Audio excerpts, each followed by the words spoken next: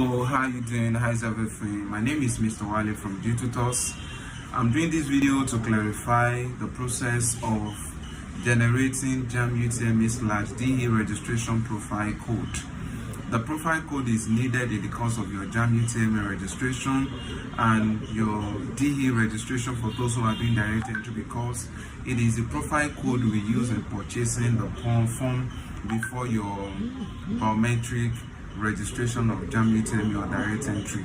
And for us to generate this profile code, we need your NIN number. That is your national identity number. DEE Tutors, bringing learning to your doorstep. And how do you generate this profile code with your NIN number? You do that basically by sending NIN in capital letter. So NIN, you type NIN in capital letter, leave a space, write out your NIN number, which is 10 digits.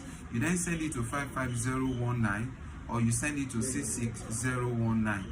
So after sending it, you must have up to 50 naira or 100 naira on your phone. After sending it, you'll be responded with a profile code. That profile code is what we are going to use for your UTME, purchasing of your UTME form or purchasing of your direct entry form. And it is important and it is mandatory for us to get that profile code before we can do that.